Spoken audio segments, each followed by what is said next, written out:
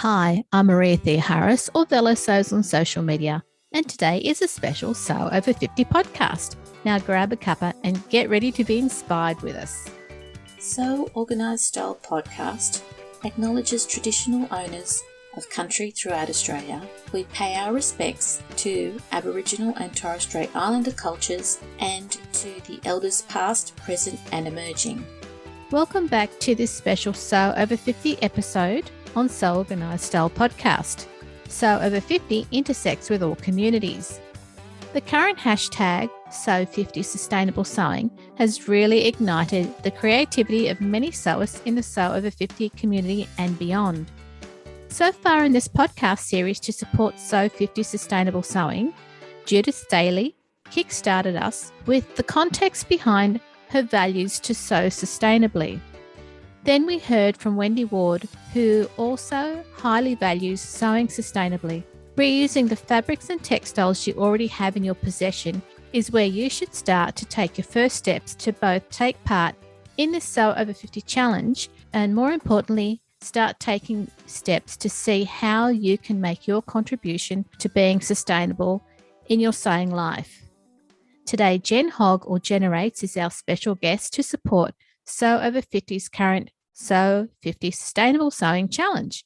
Jen has long valued being sustainable, and today she's going to discuss her involvement in this challenge and then run us through the examples of her sustainable sewing life that you'll also read about in her guest posts on the Sew Over 50 Instagram account. Let's give a warm welcome back to Jen.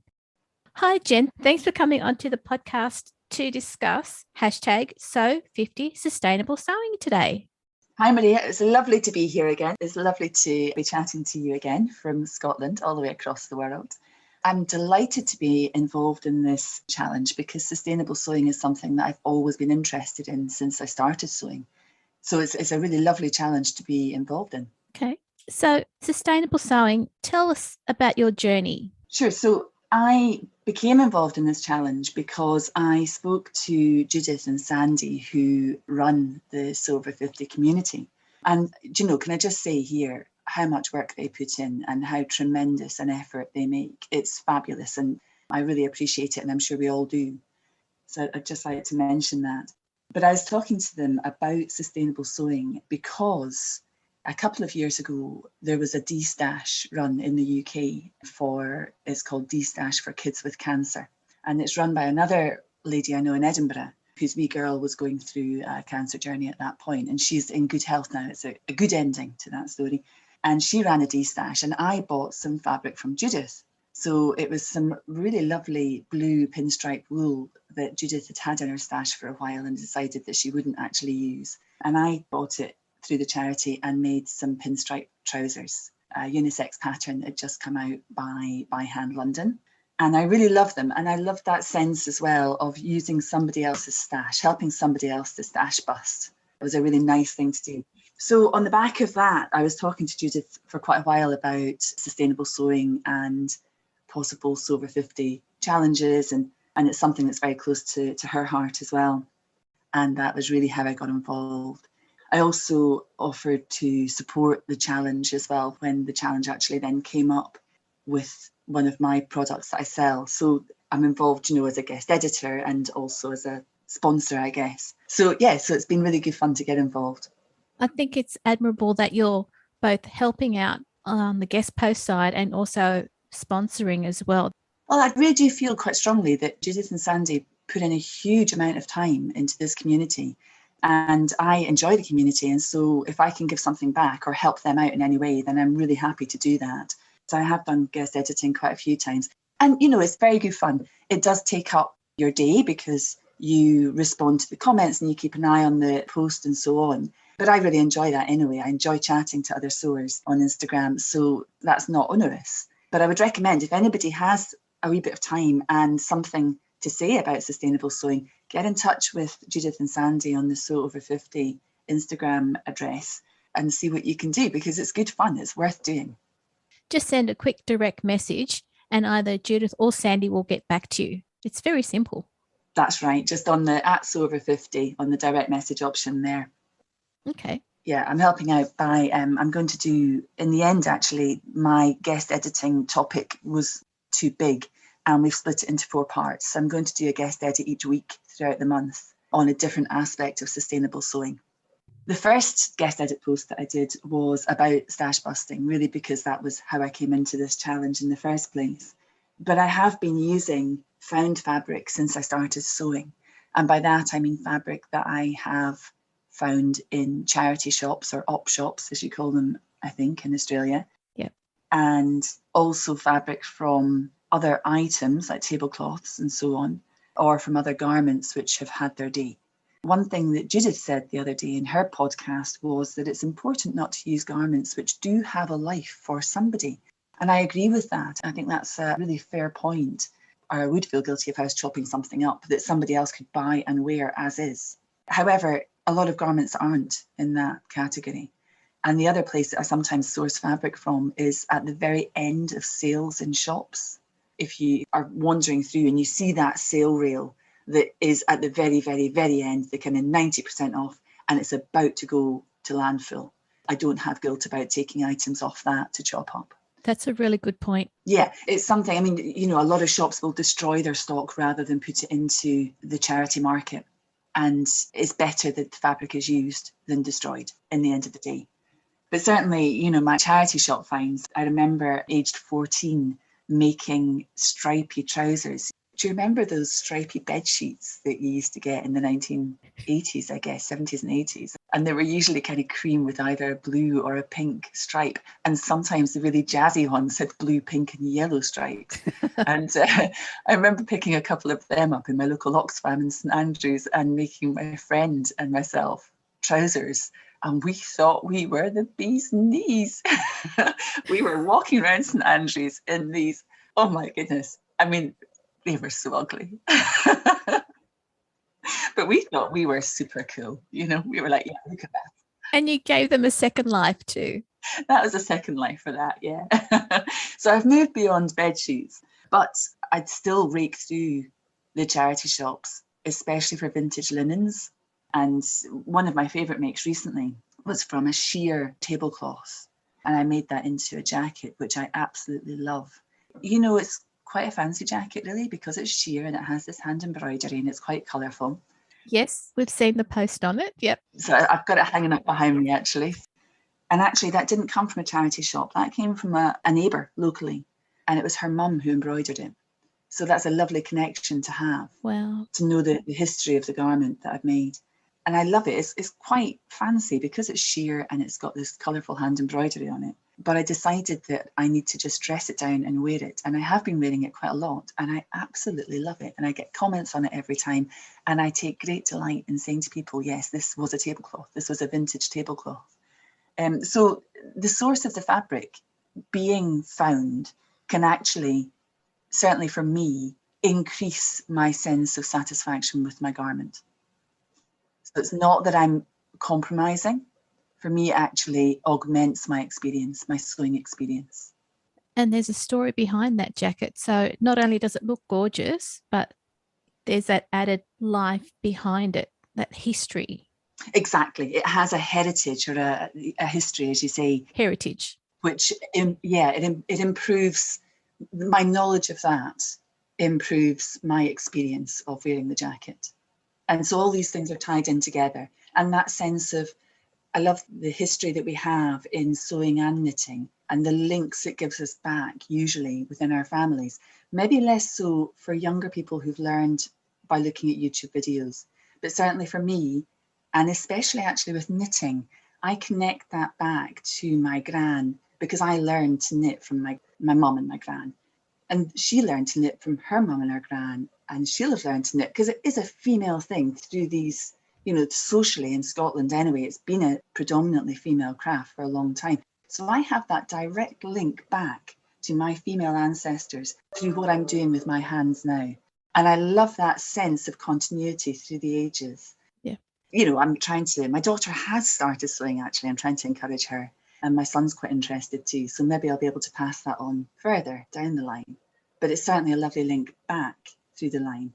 And that same link goes with things like that tablecloth jacket where you have that history. And I know the lady whose mother embroidered that.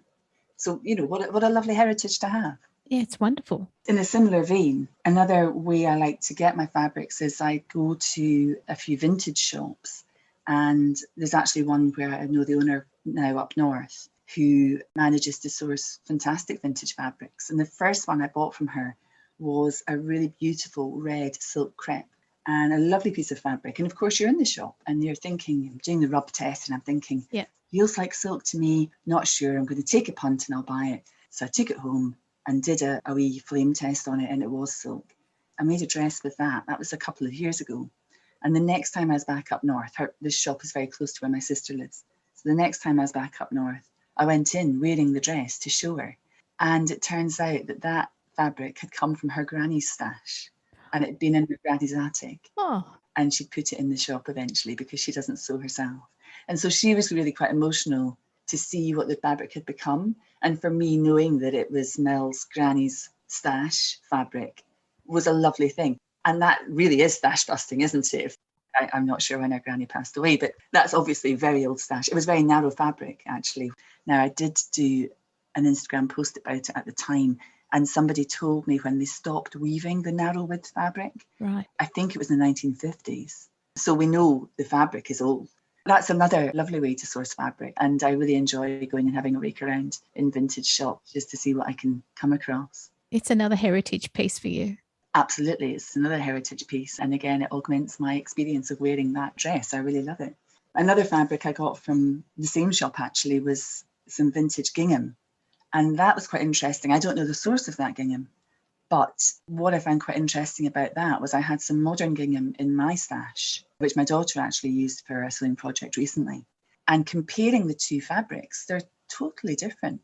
So the vintage gingham, again, it was a narrow width. Right. I had to contend with a few wee frays and some rust marks. So you have to kind of, with vintage fabric or any found fabric, you really have to look at it quite carefully.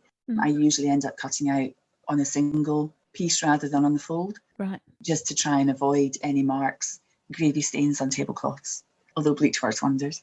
Yeah, the vintage gingham is a much coarser fabric than the modern, a much more open weave, but a really lovely fabric actually, and lovely to sew with.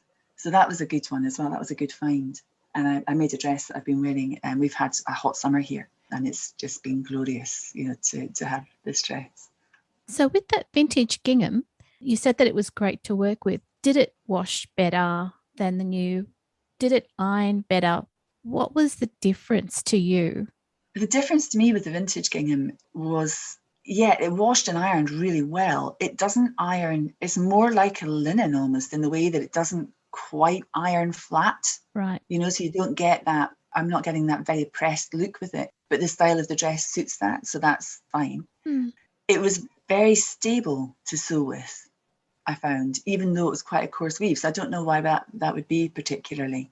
And the dress that I made with it has gathers in the back, which I hacked the pattern a little bit to put some more gathers in the back. And it also has a frill at the bottom. And they both work really well in this fabric. Yeah, it almost feels like a cotton linen, but it's not. It's cotton, but it feels almost like a cotton linen. That would be the kind of closest weave that I would kind of compare it to in modern fabrics that I know. Yeah, so a different experience. Yeah, and again, you're aware of the age of the fabric when you're using it. So, you forgive its flaws. You don't mind cutting around the frayed bits or patching them up. And it's nice to think that actually you're finally giving a garment life to fabric, which has been waiting for it for, probably 50 years. Yeah. Or longer. Satisfying. That's stash busting again, isn't it? So yeah, it's really satisfying. Another way I source a lot of my fabric is something which has actually become a kind of self-perpetuating thing, really. Not long after we filmed the Great British Sewing Bee, I met the sustainability manager of a local cashmere mill. So we have a cashmere mill, it's about 30 miles away from me here in Glasgow. It's on the coast. And they weave cashmere for high-end clients, right, like Hermes and, Burberry and all these, really posh cashmere. And they also do a lot of work to source their cashmere sustainably. Their sustainability manager offered me the chance to start working with some of their surplus. And that has been fascinating. I mean, how lucky. Here I am. I've made a lot of things from cashmere. That's amazing. I mean, how lucky is that? But yeah, I use cashmere surplus. They also do a cashmere silk mix for finer scarves, and I've made tops out of that. And then they do cashmere wool mixes for blankets. I made a coat from a blanket which had a very strong geometric shape on it. And I made a simple pattern, but it's a big coat. I love it. And that's actually in their sustainability report this year. So that tickled me that I'm in the sustainability report with that. And then that kind of led on to getting surplus from other areas. So I got a heap of surplus from an Irish linen mill. And that was actually through Instagram, through a connection that I made. So an Instagram friend. And we ended up swapping. She sent me some Irish linen and I sent her some Scottish cashmere. And that was a lovely thing. And I've really enjoyed using the linen and also kind of having the satisfaction of it being surplus and also through this Instagram friend. So there was a piece that I used recently, which is on my Instagram feed recently, which is a checked dress, the Joy dress by Maven Patterns. And that was surplus because when you looked at the width of the fabric, the weave was correct in the middle, but it was too light in a band at one side and too dark in a band at the other. So the weave had gone a bit wrong. And there was a fairly narrow piece in the middle that was okay. But then with that pattern, that meant I actually managed to get the dress out of the narrow bit that was okay. Yeah. And I used the pale bit for the facings because you don't see them. And the slightly too dark bit I used for the frill at the bottom. And it worked really well. It does free you up.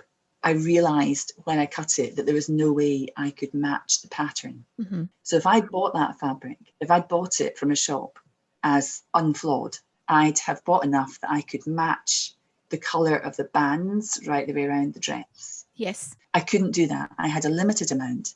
And so I did manage to match mostly, where the bands meet, but the bands change colour from front to back. And if I had bought that fabric, that would bother me. I would feel dissatisfied with my make.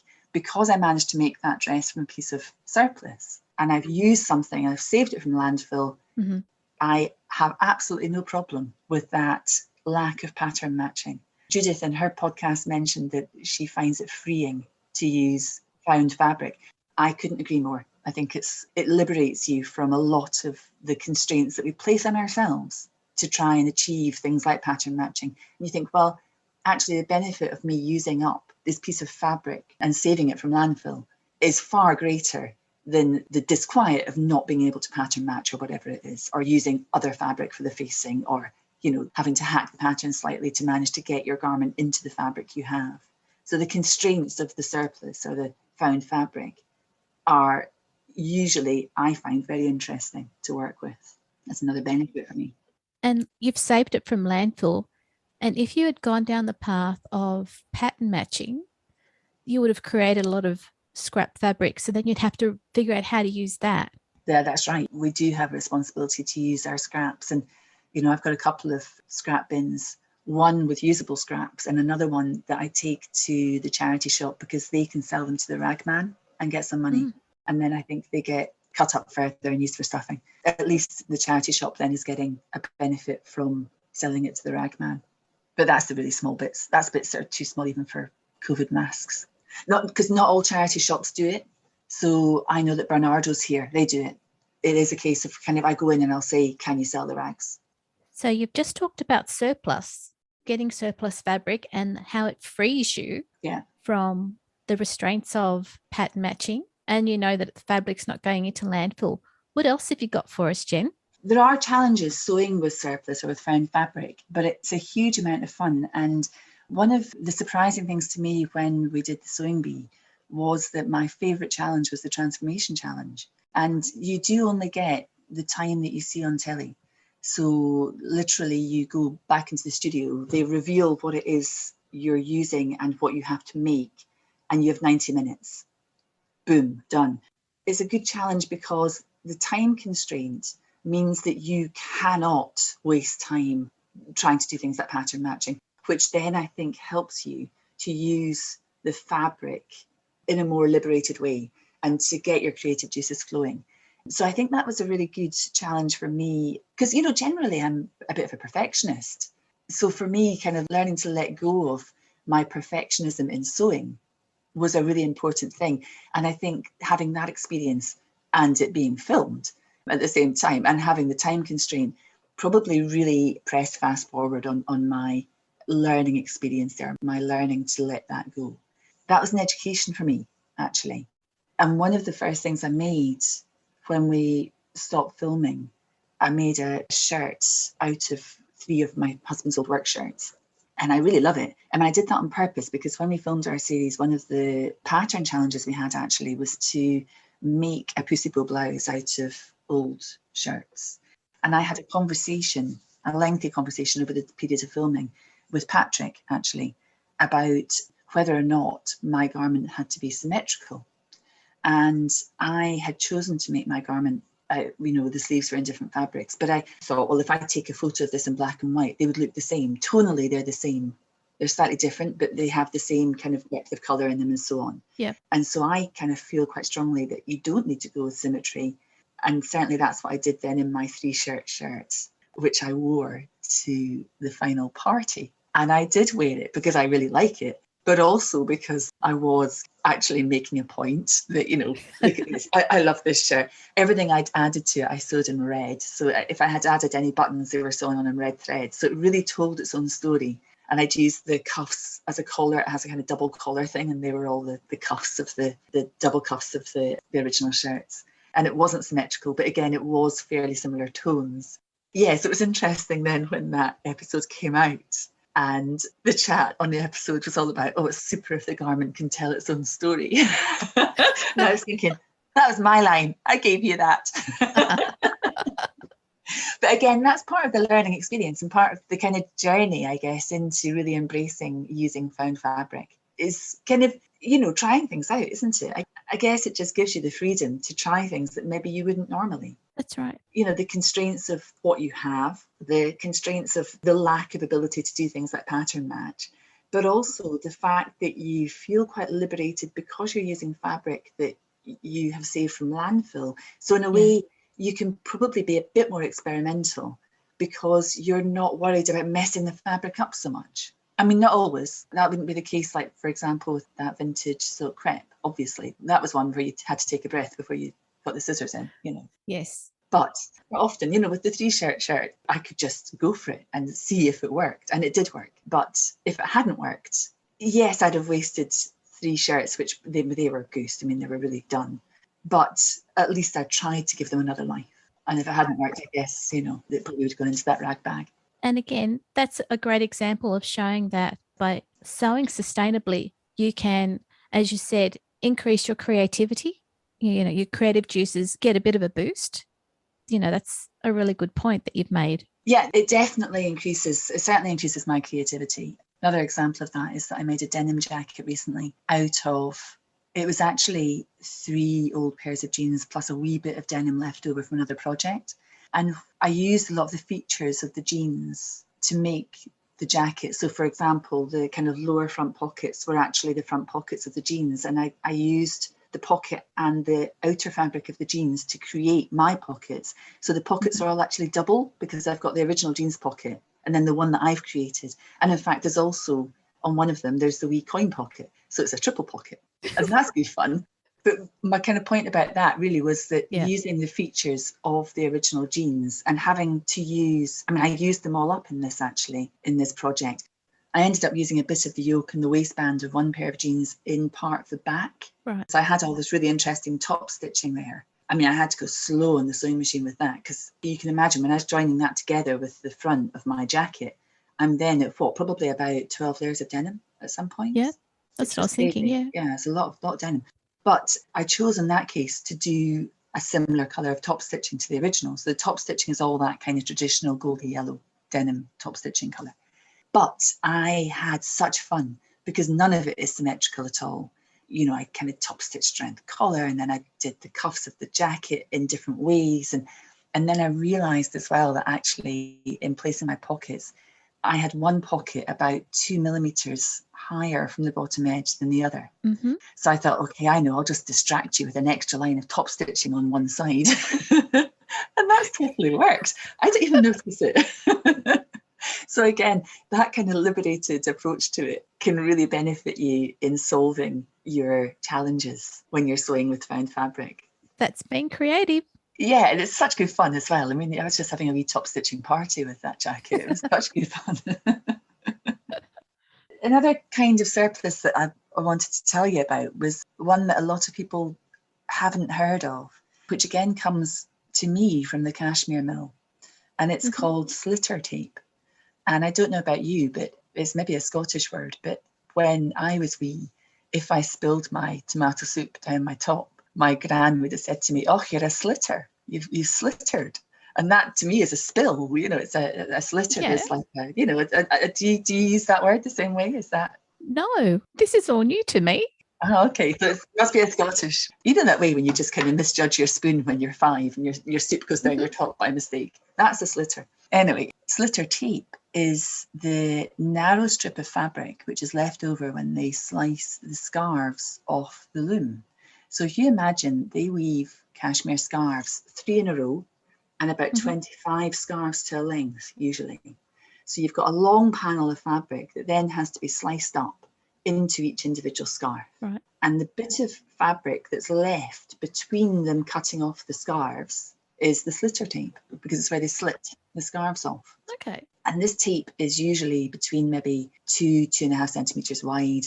And if the scarf has fringes, it will also have 2 or 3 fringes every scarf length. Right. So you have this amazing soft cashmere tape with these wee odd bits of fringing that is just beautiful. And that has been a really, really interesting one to work with, because there should be a use for it. Again, I've got loads of it in the house from this cashmere mill, and I've tried various things with it. So the kind of obvious thing really is to knit with it or to crochet it, which I've been doing. I've made myself an amazing crocheted cashmere rug that my dog loves. So I've got this rug made from fabric that's probably been sent to Hermes, and my dog's like, "Oh, yes, it's great." Your dog has good taste. Yeah, he sure does. He's a lucky boy. Yeah, so you can knit it and crochet it. You can also stitch it together, although it's very hard when you're sewing the narrow strips together to avoid getting a bend on them.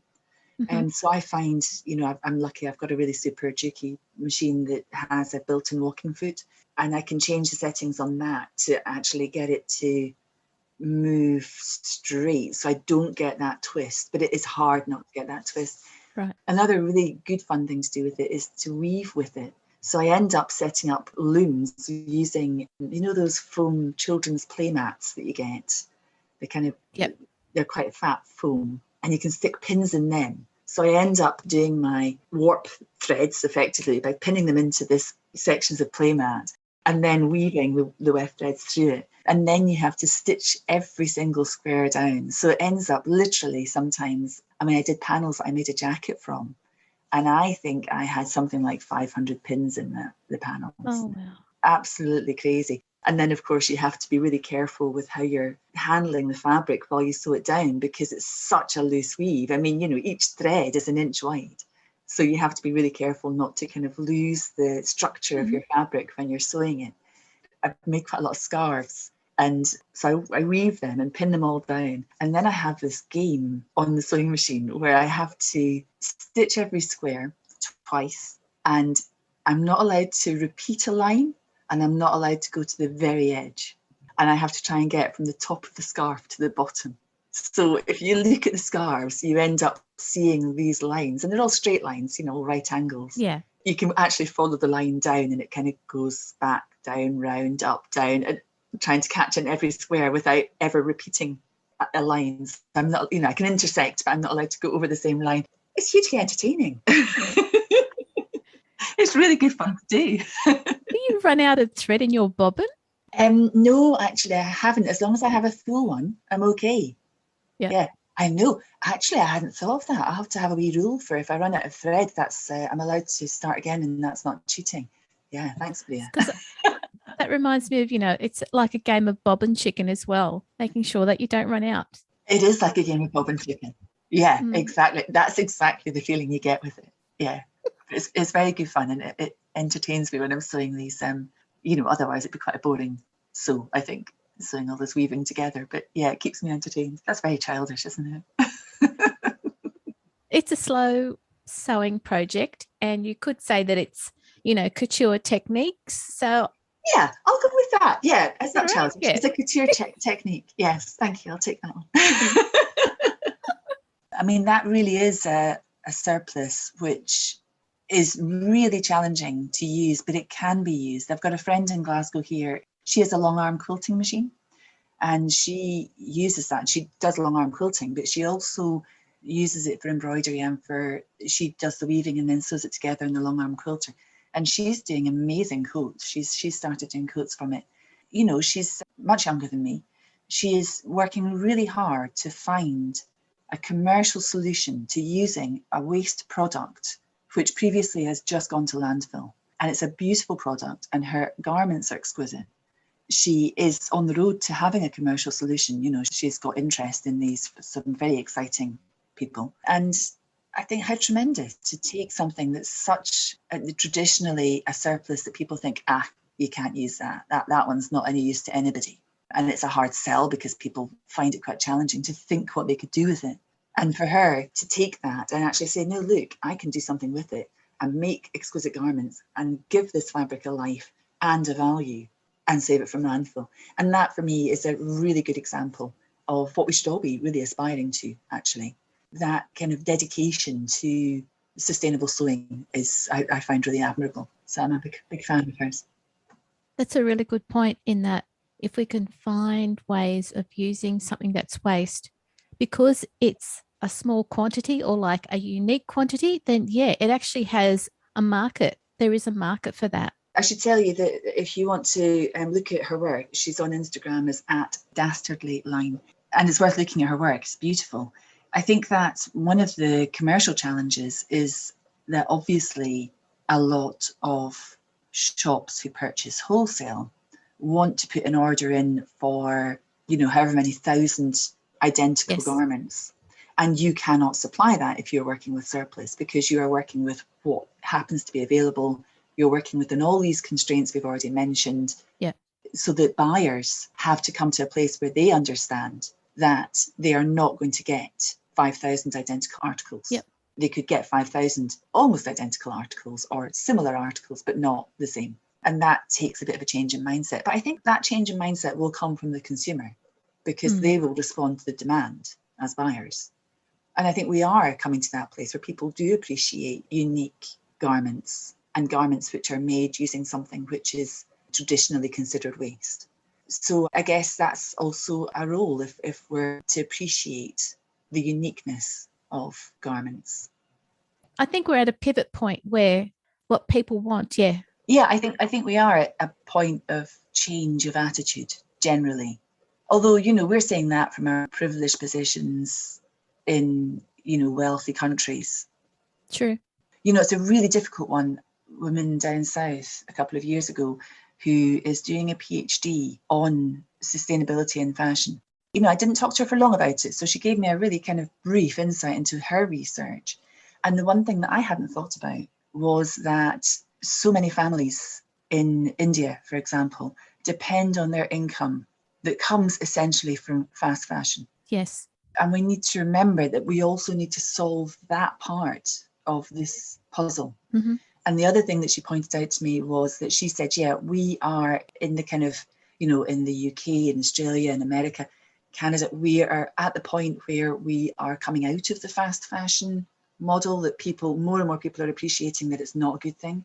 She said there's a lot of countries who are just coming into it. And she mentioned Brazil as one of those countries. Now, here I am, I'm quoting this, research secondhand. So don't take anything I'm saying for gospel. But I found just even thinking about those aspects really interesting, because they were not aspects that I had considered as from my privileged position of somebody who sews my own clothes by and large in Scotland with all the wealth that we have.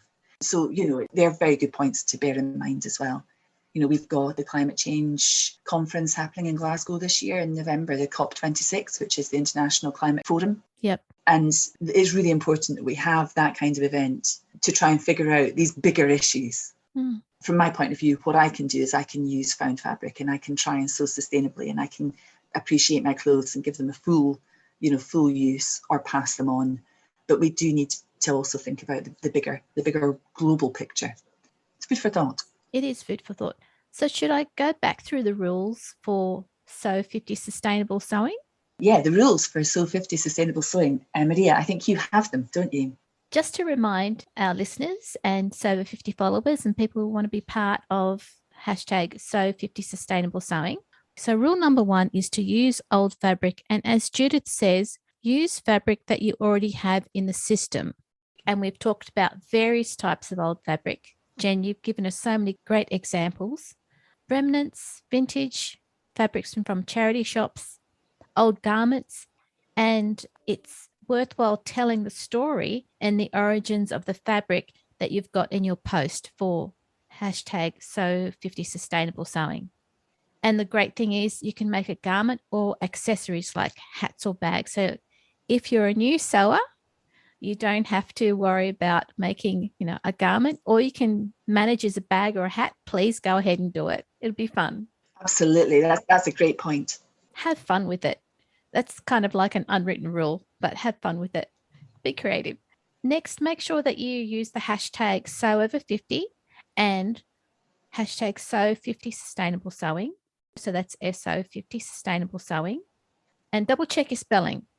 Make sure you follow the SewOver50 account. So that's at SewOver50. There are prizes that will be picked at random at the end of the challenge.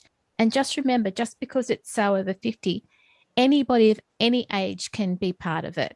This competition is not affiliated with Instagram. So just bear that in mind.